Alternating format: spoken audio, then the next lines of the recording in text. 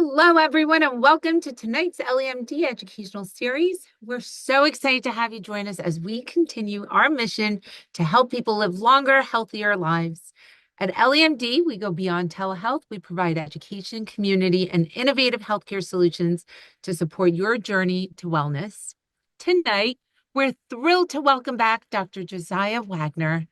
Dr. Wagner is a leader in the healthcare industry, bringing expertise in regenerative medicine to his role as director of clinicals for RX Reinvented.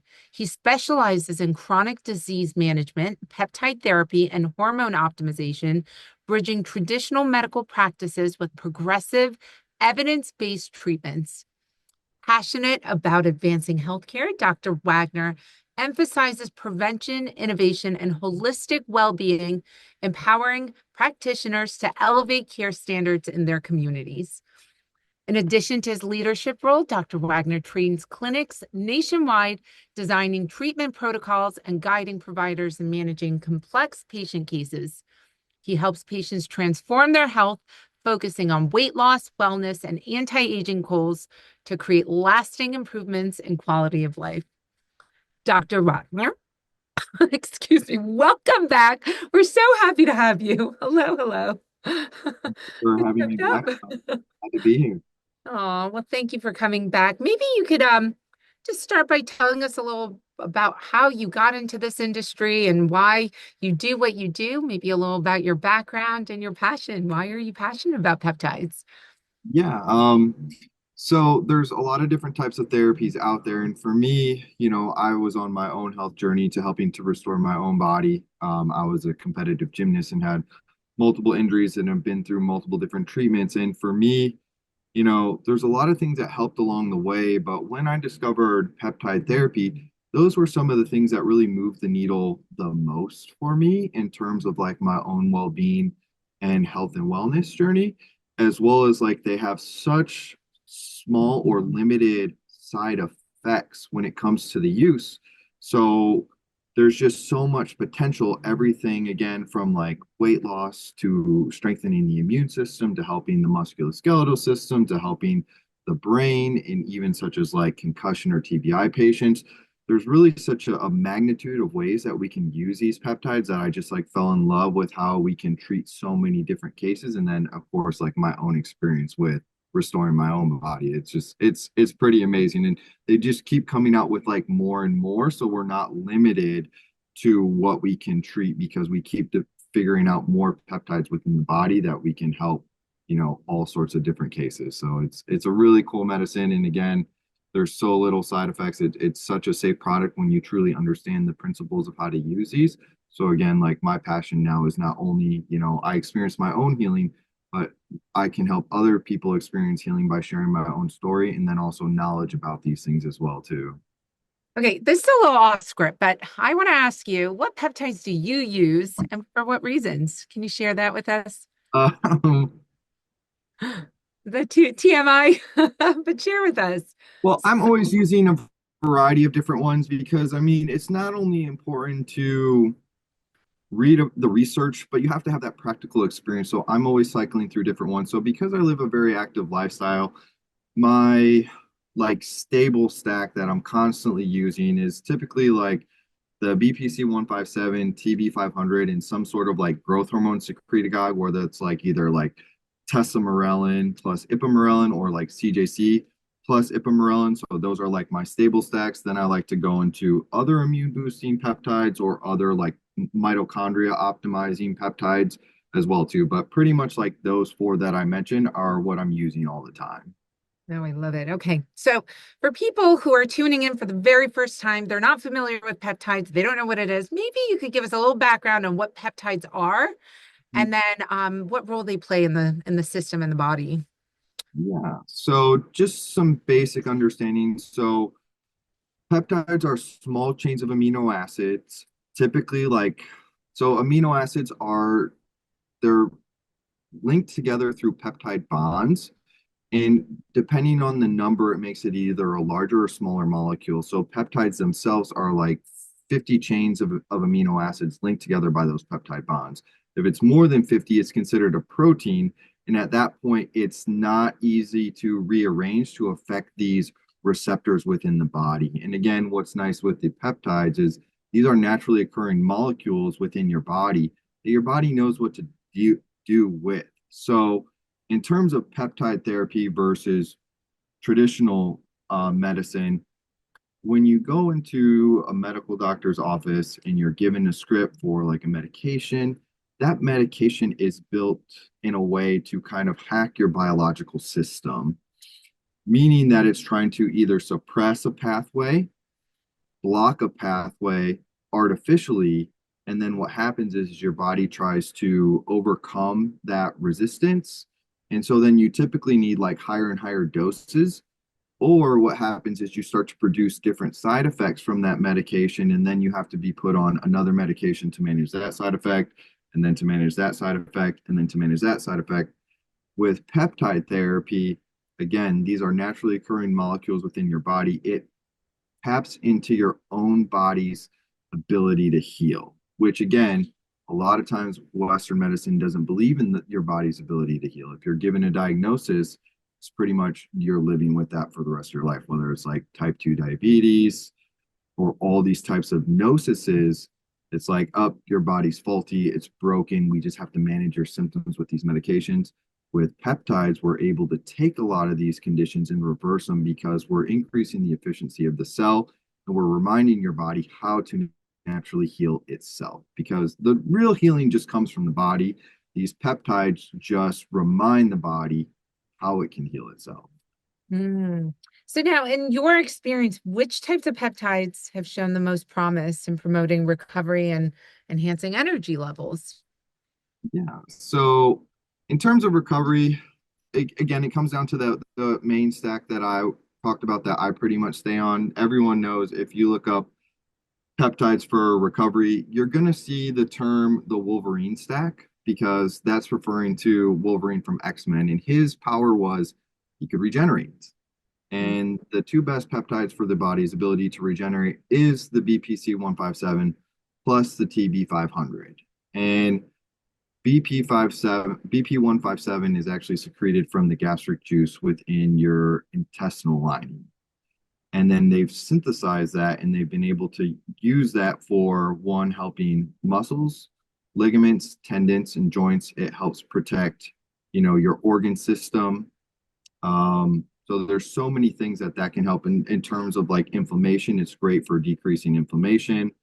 A little hack for using BPC 157: if you know you're going to go out for a night of drinking, you can take BPC 157 and actually protects your liver from the toxins that alcohol produces as well too within the body.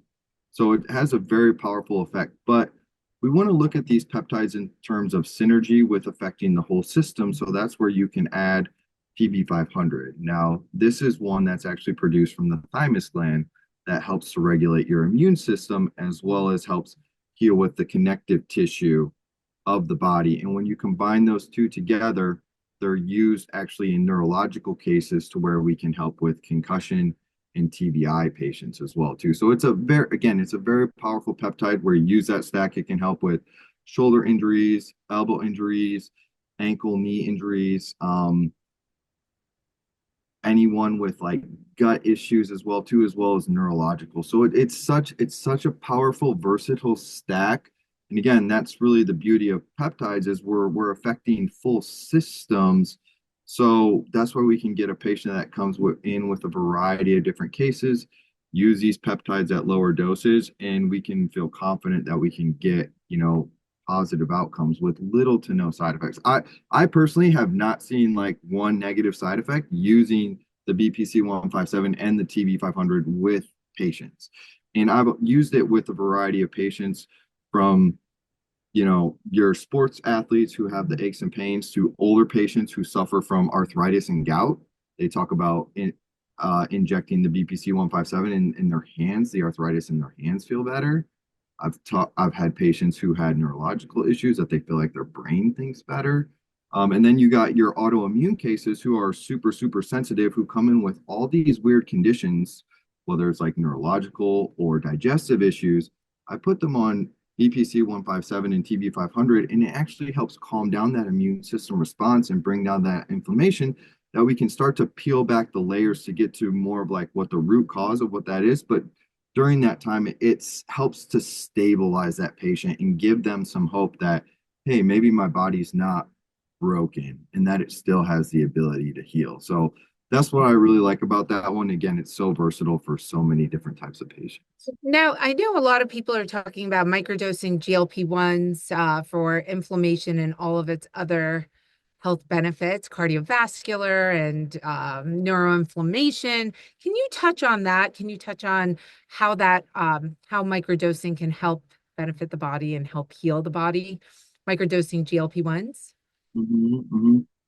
So the benefit of the microdosing of the GLP-1s, again, because our bodies are exposed to so many inflammatory conditions on a daily basis, that our body's natural resources cannot keep up with the assaults that we're being exposed to. And then our food supply is so deficient in the minerals and micronutrients, as well as like the living enzymes that we need to be able to not only break down, but assimilate those things so that our body can help to heal. So, one thing that you can do to help with our non-natural environment that we live in is microdosing with these GLPs on a consistent basis, whether you're cycling those or on those in a consistent basis, because what it does, the most powerful effect again, is bringing down that amount of inflammation and it helps protect your neurological system. So when we bring down that inflammation,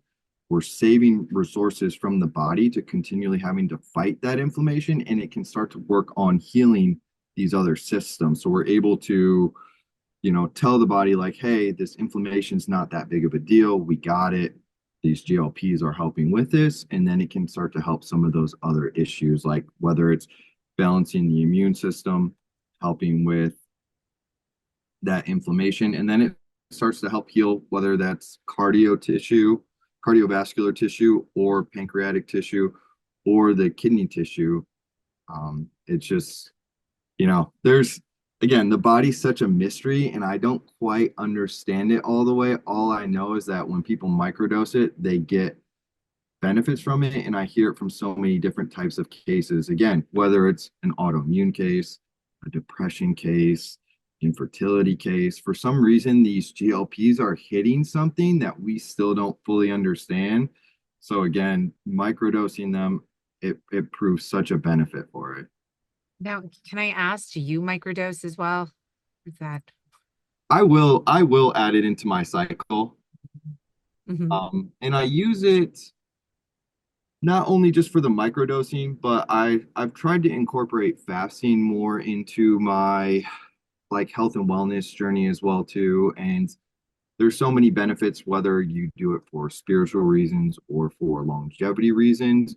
For me, I kind of use the microdose to help me on more of like those fasting days, because for me it really helps calm down that food noise and those cravings, that I can be more consistent with it.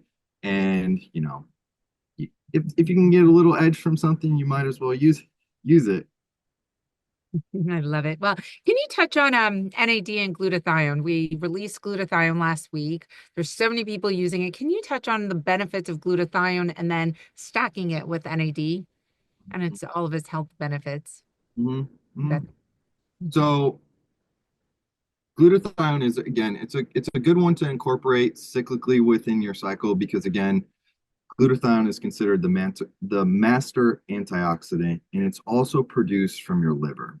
And again, most people are deficient in the sulfur-bearing amino acids that produces glutathione. So then we start to get a buildup of these toxins within the body. And if the body can't detox it, what it does is it starts to store those toxins in adipose tissue. And once you start to store those toxins in adipose tissue, you start to nice way of saying is you start to like kind of like rust from the inside out, because you just put more of a burden on the rest of the body. So the body, again, it doesn't have the resources to keep up with your daily tasks. So then your body starts to require more energy to keep up with its natural processes, because you just start to like bog down the system. So again, the benefit of adding glutathione in there is you start to free up, especially if you're on a GLP and you start to lose weight, you're going to start to free up a lot of those toxins that were stored in the adipose tissue, and they're going to be in your circulatory system. But again, if you don't have those sulfur bearing amino acids, your body's just going to be like, oh, we just got to put it back into new tissue. And we got to put up into new tissue. And this is where people start to develop arthritis or gout or different types of joint pain because those toxins are in the body. And we need to change our thought process as opposed to, people think, oh, I got achy joints because I'm just getting old or it's wear and tear. That could be part of it, but a lot of it is, again, just because the body's not able to clear a lot of these toxins that our bodies are being exposed to. So when you're on those GLPs and we're getting rid of that adipose tissue, you have more circulating toxins within the body. When you add that glutathione in, you're giving the liver a rest from having to take from so many resources to help kind of detox those systems. And then you're also taking a higher burden off the body. So you're going to start to produce natural more energy within the system as well, too.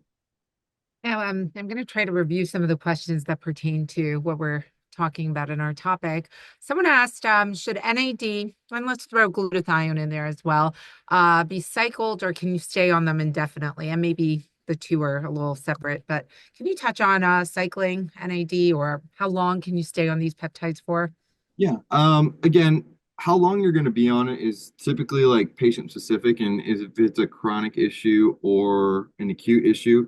But I'm always for cycling through all these different peptides. I'm not a fan of staying on any of these things continuously. I'm a fan of going through different stacks that are affecting, again, different systems within the body. So we're helping your body with full health instead of just focusing on one thing. So, just like a general rule of thumb, I like doing NAD anywhere from 8 to 12 weeks and then cycling through different peptides. And again, the different ones that you cycle through, it depends on your goal.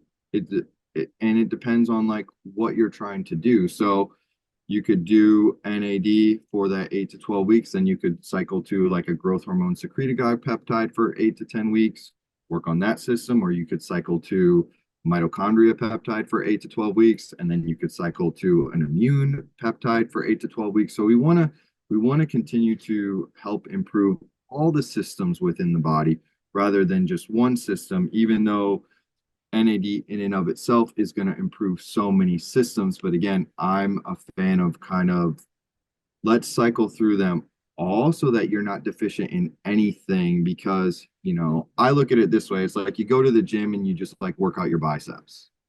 You just work out your biceps, the rest of your body is going to look unbalanced and unnatural. So let's try to sculpt your plan to make you look as as pleasing as possible to where something is not overbalanced than the rest of the body. You don't want to just like work out your chest or work out your arms, only work out your legs and work out your calves. It's like we want full body stimulation throughout the entire system.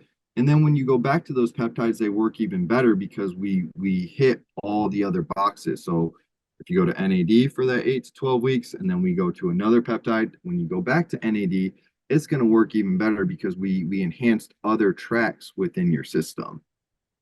So from everything I understand, I mean, doctors aren't necessarily trained on peptides, and so you teach clinics the types of protocols that they should have, how to stack different peptides together. Is glutathione one that a patient can stay on indefinitely, um, or is it something that should also be cycled on and off? Yeah, I think glutathione should also be cycled on and off as well too. Again, I'm a fan of cycling all of them because Okay. again, we don't want to like overtax these systems and we want to it's like you're putting your foot on the brake and then you want to put your foot on the gas. So by taking glutathione, we're putting our foot on the brake in terms of like how much we're requiring out of the liver to produce, but then we want to slowly back off that and like force the liver to work hard to get stronger. But you're not always wanting to put that pedal to the metal on the liver. You always want to kind of take that back, let it rest for a little bit, add some glutathione. Um, Otherwise, you're just going to burn out these systems. So anything, whether it's like again, supplements, peptides, your exercise plan, your diet. It's really good to cycle all these things. Otherwise, your body just builds up a resistance to it and it just doesn't work as well after a while. So how long would you recommend someone to stay off, call it NAD, and then get back on? Is it weeks, days, months? How long would you recommend? Um, Again, it just depends on the case, but you can I'm saying like 8 to 12 weeks on, and then typically like 6 to 8 weeks off, because then that gives you enough time to complete another cycle of something, and then you can go back on the NAD. And again, this is where when you start to get on this health and wellness journey, whether you're taking peptides or using any types of therapy, this is where you need to start to connect to your own body and how you respond to these things because different people are going to be responded differently to each of these therapies. So some people might respond great based on their bioindividuality to the glutathione and they just need that. Like they just feel great when they're on that. So they know that this is one that they need to continue to cycle. Some people are going to feel great when it comes to the NAD. So this is where you need to start paying attention to how these peptides are affecting you and which one your body responds best to. It's very much about listening to your body and following what And it that's needs. what's nice about taking the break too, because then it gives you some time to process how that last cycle was affecting you and how this one was affecting you. So it gives you contrast and it's going to give you data because it doesn't matter how well these clinics or physicians are trained, they don't live in your body. And you know your body more than anyone because you live in it all the time. We can provide you information and suggestions of what well, but I'm going to be honest, half these clinics that I talk to, they don't even use the peptides themselves. And that's hard to talk about too, because all they do is know about from reading about it. They don't know a lot of the nuances from their own personal transformation. So they're actually very disconnected from their own body. So there's a lot of nuances that you want to pay attention to what's going on with your body and how you're responding to these things and which ones that you respond best to. And because again, there's so many peptides out there and it can almost be like paralysis by analysis, like which one do I go to next? Which one do I do that? How is this one going to affect me? It's like, no, let's create a cycle where we sucker you through maybe like 3 or 4 peptides. You get a sense of how those make you feel, which ones you respond best to. And then you can, as you're getting more into like the maintenance, then you can more pick the ones that favor best with your body. Same thing with food. We all have different dietary choices as well, too. For me, my own body, I love eating red meat. I just feel better. I don't like eating chicken. I'll eat it because I like to cycle things, but I just feel better specifically off of red meat. And I know it's different for everyone else too. Some people are like, no, I hate red meat. I love chicken. Like, I don't understand how you can, but understanding that everyone is different, that's very important. Mhm. Well, I mean, even with the GLP-1s, we have patients that lose tremendous weight on the minimum dose, and others have to, titrate up to the maximum dose. So I think your advice of this is very much a personalized journey, and you have to listen to your body and see what your body needs is great advice. Um, Now, I want to touch on gut dysbiosis. You touch on that quite often. You talk about that. Can you tell us how peptides generally affect our gut microbiome and maybe specifically GLP-1s, how they balance the gut microbiome and also how they affect it? And where does the gut play in? What role does the gut play in all of this? Oh man, I don't think And it, that was a lot. That was like four yeah. questions in one. Talk about the gut and peptides. Yeah, I mean, your gut health is so important to the whole rest of your system because again, your gut is considered your second brain. That's where all the digestion takes place for the assimilation for the rest of the body. So that's where you're going to get the rest of the nutrients. If your gut lining is not healthy, and we're getting what's called as like leaky gut, where food particles are passing through that membrane, then the body starts to see those particles as a foreign invader. And then what happens is you get this hyperimmune response. And so then your immune system alarm starts to go off. and then that increases inflammation within the body, and then a whole host of processes within the body start to go off where people get like histamine responses, and the body starts to attack itself because it sees those things as foreign invaders. So like gut health is like number one in terms of preventing a lot of these unnecessary conditions that are taking place. And again, this will lead to, like you said, the gut dysbiosis. And what is gut dysbiosis? Gut dysbiosis is that delicate balance between good and bad bacteria within our system. So we always have a level of, again, quote unquote, bad bacteria. And what happens is that bad bacteria starts to overtake the quote unquote good bacteria within our system, and it creates a disbalance. And we got to understand that these microbes in our system, they release waste products. So if you have more of the bad bacteria, they're releasing waste products within your system, creating a burden over your system, and you're not getting the beneficials from the quote unquote good bacteria, which again leads to more inflammation and chronic disease. So with the peptides, especially the GLPs, again, what that does is that helps calm down that inflammation within the gastrointestinal tract. One, directly, and then also two, indirectly, because it's just being honest, we overeat. And when you overeat, because of the hyperpalatable food within our system, that causes immense distress on your system. And then that leads to more feeding of the bad bacteria to help kind of deal with our just poor habits. So when we add the GLPs and it calms down that food noise and increases satiety, we're not overeating, which is just huge. So then we're not actually feeding that bad bacteria, and we're giving the good bacteria a chance to start to multiply because you're actually starving that bad bacteria and helping to restore the gut.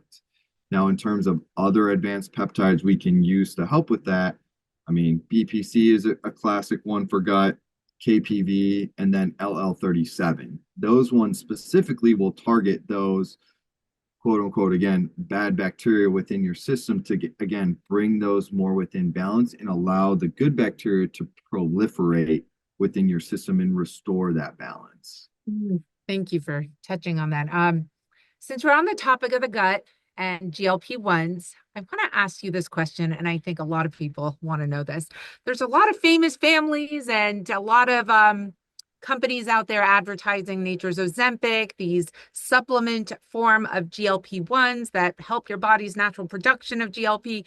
Can you talk to us about these supplements? Are they real? Are they fact? Should we take them to Real the work? supplements, they exist. Do they work?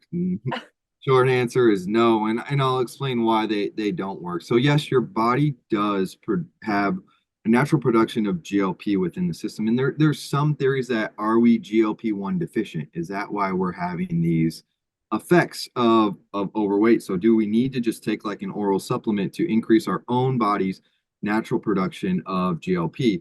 And like that sounds great, but what does that actually mean? So yes, your body does produce natural amounts of GLP-1 within the system.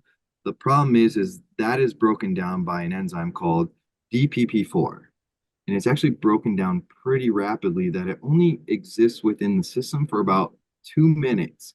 And because it exists within the system for about 2 minutes, only about 10% of that gets into circulation through in your system. And then also too, it doesn't cross the blood-brain barrier like these GLPs do. So with the synthetic forms of the GLPs that we have, whether it's like semaglutide or tirzepatide, the half-life is a lot longer, so it's in your system, so it's not broken down within 10 minutes, so you have that longer-lasting effect of the GLP. Because you have that longer-lasting effect, we get more within circulation. Because we get more in circulation, that's going to cross the blood-brain barrier. And again, why is that important with crossing the blood-brain barrier? Because again, that's going to help down with that food noise. So with taking the supplement, as much as I would love to say like that's real, we can do that, that's going to fix everything, it's not going to cause down the food noise, and it's not going to cause as much as the satiety effect and the appetite suppression as well as it's not going to have some of these other powerful effects, such as the regeneration of like muscle tissue, cardiovascular tissue, and these strong anti-inflammatory effects on the gut. So short answer, no, they don't work. Okay, don't waste your money. Right. So yes, no, All right, awesome. Well, thank you. Thank you for sharing. it's more of just like they're just playing on the words that people know because they're just tagging it with this GLP because they're like, oh, everyone knows this term GLP. GLP, you lose weight. GLP equals lost weight. Oh, let's give people something convenience that they can take instead of injecting. But again, based off of chemistry, these things again are just broken down way too fast naturally within the body, and they don't have the same effects. But again, Mm. Well, thank you for sharing that. You heard it first, guys. They don't work. Don't waste your money. Okay, let's go back to talking about recovery, healing, post-injury. Can you share with us any peptide therapy that really helps with recovery and healing post-injury? mhm. Yeah, again, I'm gonna keep preaching the same thing again with the BPC and the TV 500 again. That's probably two peptides that I'll take for the rest of my life. But this is kind of how I would work that. So that again, the two best like healing peptides is that stack of that BPC and TB 500. But another one that I also really like is the tesamorelin plus the ipamorelin. That's also a great healing stack because these are growth hormone secretagogues. So what that does is that helps with the production from the anterior pituitary gland to start the production of growth hormone as well as the release of the growth hormone within the bloodstream. And growth hormone is super, super powerful in terms of helping to bring down, again, systemic inflammation within the body. So we know if we bring down systemic inflammation, we're helping the body to get into what's called as a parasympathetic state or rest and digest state where it can start to heal. The other powerful effect of this one that I like as well too is it helps increase levels of stage 4 sleep. Stage 4 sleep or delta sleep is something that we lose starting past like the age of 30 where we're not getting as restful of sleep. So when your body is not sleeping as well, your body again is not getting into that healing and repair state. And then those things start to get backed up. So then you start to feel a lot of like aches and pains. Your central nervous system is not regenerated. And so that's a great stack that I like to go back and forth between is the BPC and the Tessa and ipamorelin. Another thing that the Wait, sorry, sorry to interject. So we don't offer tesamorelin or ipamorelin. We do offer samorelin here at EllieMD. Can you touch on samorelin if it has similar health benefits and effects? yeah, so the testosterone it falls under a category of what's called as a GHRH, and there's three of them that fall under that same category. So Cimarelin is one that falls, it's a GHRH. CJC 1295 is a GHRH, and Tesamorelin is a GHRH as well too. So Cimarelin is going to have the same effect. It's not as strong as the Tesamorelin, but all you do is have to.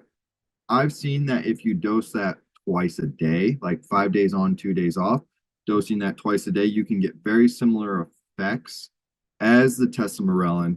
The tesamorelin is more of one that you're dosing like once a day, 5 days on, 2 days off. But if all you have is access to the samorelin twice a day, 5 days on, 2 days off, you can get similar effects with that as well too.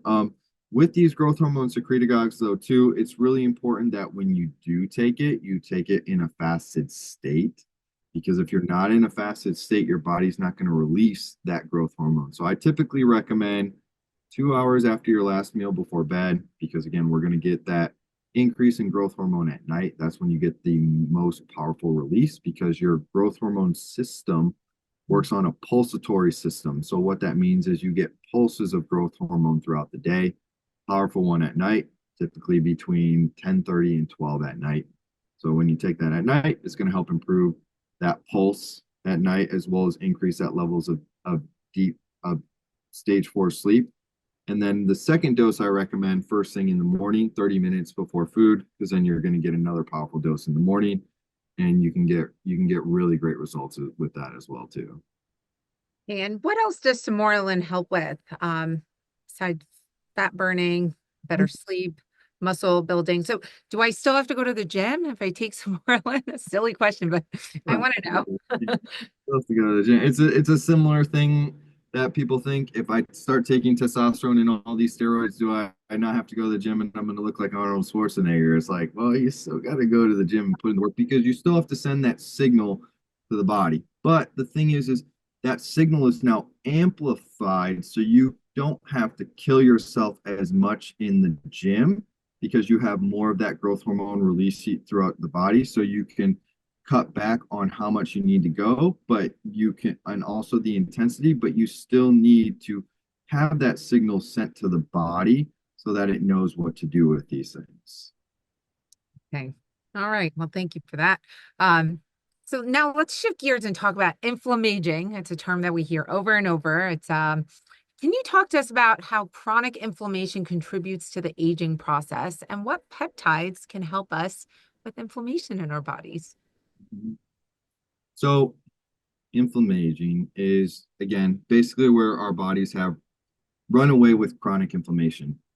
And when, and again, I want to say inflammation is not bad when it's only an acute state because that inflammation is sending the signal to a body that hey, we need certain chemicals and certain repair mechanisms to come and kind of deal with this. But when you leave that signal on for too long, that's when you start to deplete a lot of your resources. And again, it's almost like you're rusting from the inside out. And again, favorite peptide for that is BPC 157, like hands down.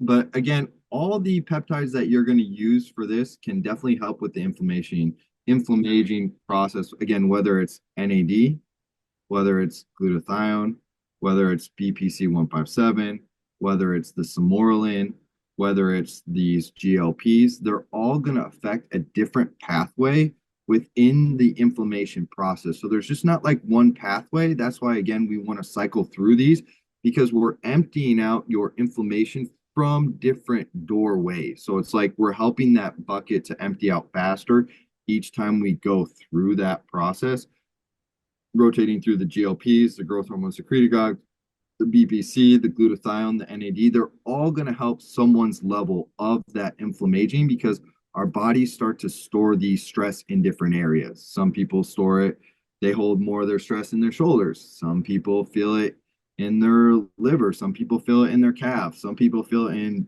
there's all sorts of weird things that you start to see on a regular basis when you work with so many different patients. So all these peptides are going to help with a perspective of the inflammation process. Mm, I love epithalon's another one. I don't know how epithalon. It helps with telomere attrition, and as the telomeres shorten, it causes a lot of cellular senescence, inflammation. So, um, there's so many great peptides like you're suggesting that help with different systems and processes and Well, reducing. yeah, again, the epitalon one by itself, it helps with, again, the telomerase length. And we've seen that the length of your telomeres, as those shorten as we age, that is a predictor of longevity. And what epitalon does is it increases the telomere length within the system. So this is a great one that you only have to cycle really only twice a year, and it's a really short cycle too. You only have to do it for about 10 days. And it's one of my favorite ones that I also cycle through too, because I mean, those 10 days that I'm on that, my sleep is just like incredible. Like it's just like so deep. And yeah, I really love that one a lot. It just for me, it just really helps reset my nervous system. And it's not one that you're gonna like quote unquote feel, but the evidence behind it is so great and so positive that I know that this peptide is working in my body, and you know, it's definitely worth doing it. Most people can feel a profound difference. Yeah, I just love peptide. I feel like we're all at the right place at the right time when it comes to peptide therapy. It's like the new frontier or the next frontier. There's nothing new about it, but it's the next frontier of holistic medicine. And I just wish more doctors could educate themselves on these therapies. But you guys are here, you're listening to it. So thank you for sharing your knowledge and your information. I do want to ask about some common misconceptions people have about peptide therapy. Can you share that with us? What are some of your common misconceptions that you've heard? I don't know that it causes cancer. It causes overgrowth of cancer cells potentially. I don't know if you guys have heard other things. Please drop it in the comments. We'd love to hear about it. But yeah, let's talk about that. Its connection to production of cancer. That's something that's in the media, or how GLPs make people go blind.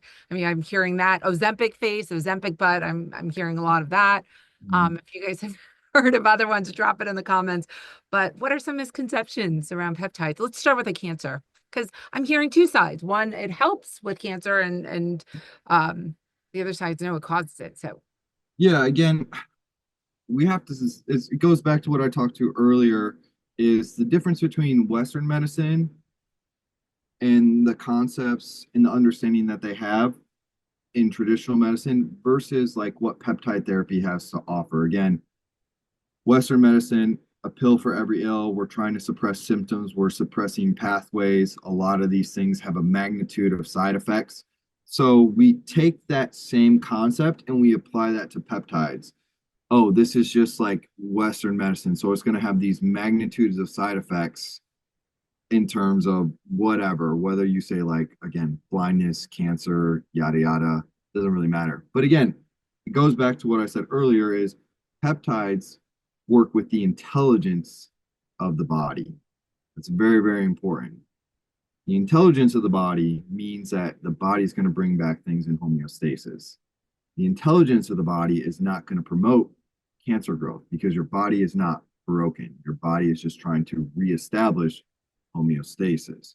So these peptides do not increase cancer growth because it's working with the intelligence of the body as opposed to against the body. So it's actually giving the body the resources that it needs to balance a lot of these systems dysfunctions or quote unquote diseases within the body. So it's more we have to change our mindset on how these peptides work. And again, a lot of times the poison is in the dose. So again, if someone is experiencing side effects, maybe it was just like too strong of a dose too quick. So there's a term in natural medicine called the Herxheimer reaction.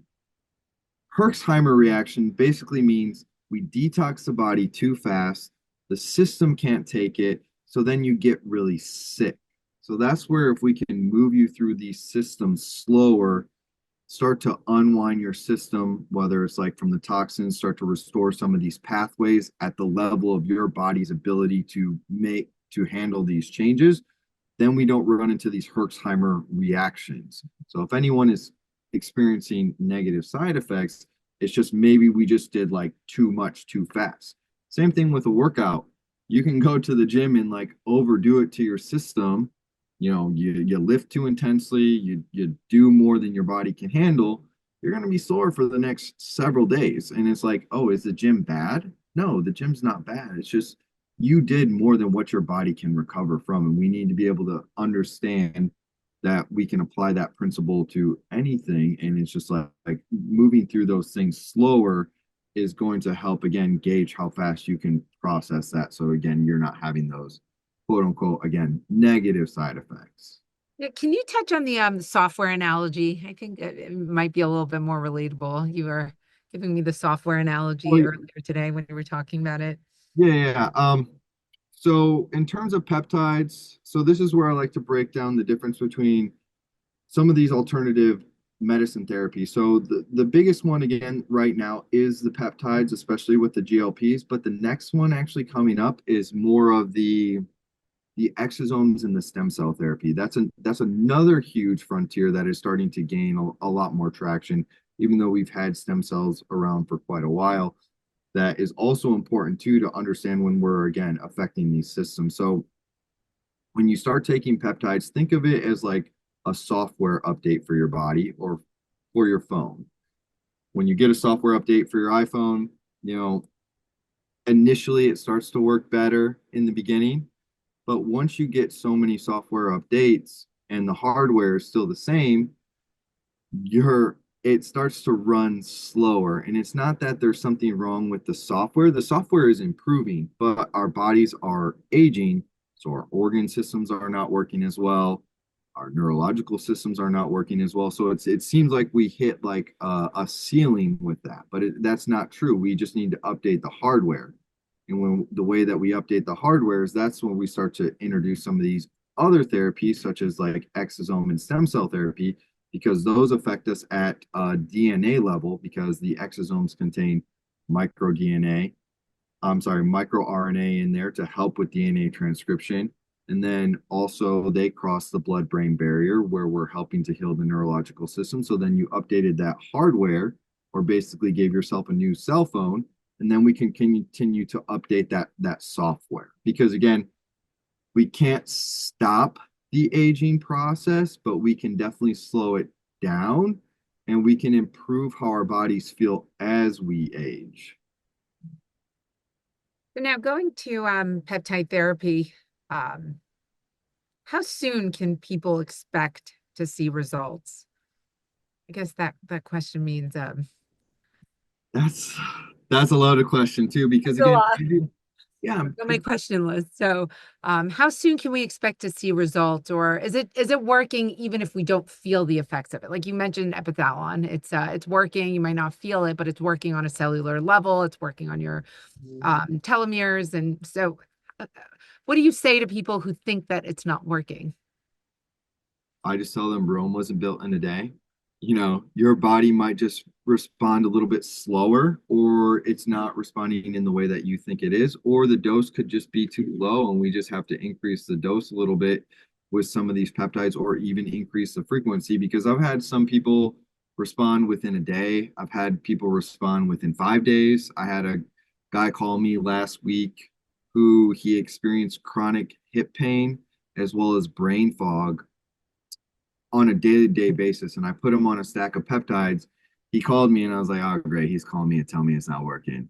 And this was 5 days later. He's like, I don't know what you did to me, but I haven't had any pain in several days since then. I was like, oh, okay, he's a hyper responder. So again, some people are going to respond like instantly, and some people, again, because we're giving the body building blocks to help with the dysfunction within the system, you got to really give it time to kind of reestablish homeostasis. So some people it could take 4 weeks, but I would say, within a period of 4 to 6 weeks, you are going to experience something.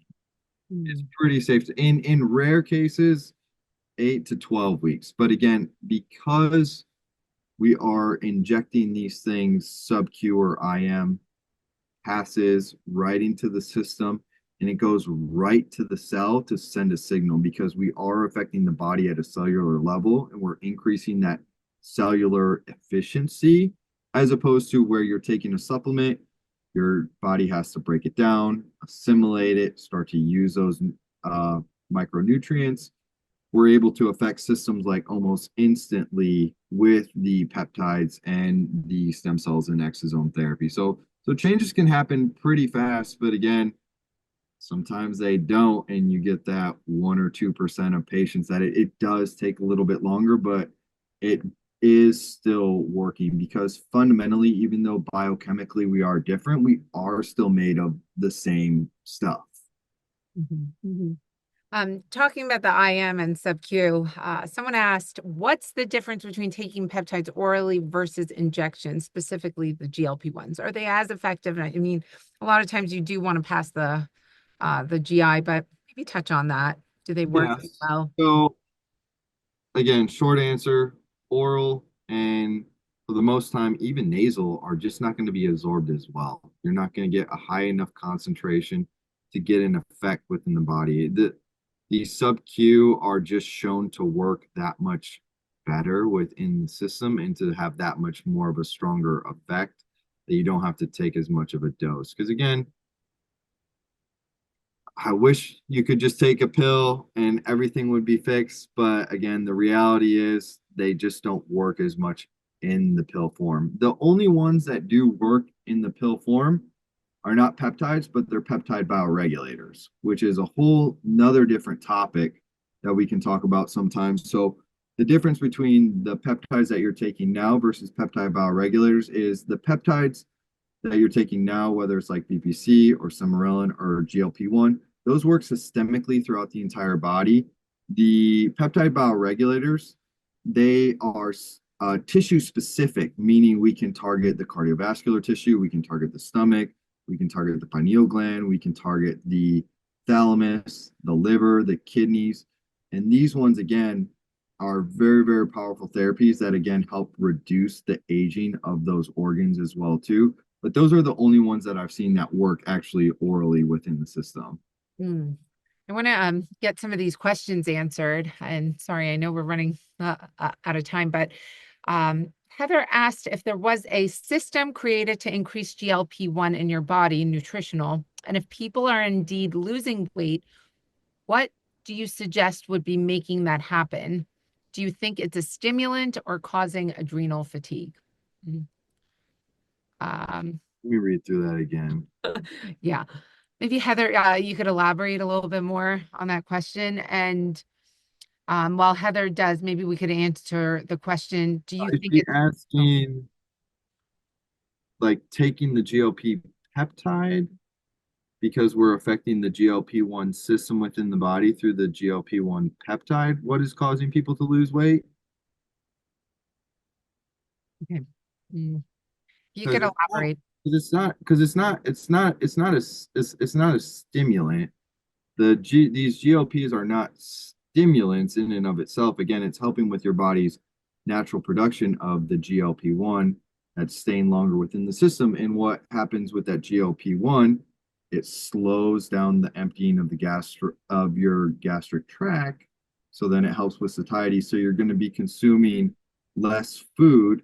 And when you're consuming less food, that's going to increase weight loss to a certain extent. So we're not stimulating something. Okay. All right, we'll come back to Yeah, that. yeah, yeah. Need a little Yeah. bit more of that. All right. Let's talk about, thank you for actually bringing up nutrition. That's very important because there was a conversation you and I had, and you said you have to almost rewire a lot of female patients, specifically their brain, when it comes to nutrition. And a lot of times they're not losing weight because they're not getting enough or adequate nutrition. Can you talk about how important nutrition is when it comes to weight loss, specifically when you're on GLP-1 medications? Mm-hmm.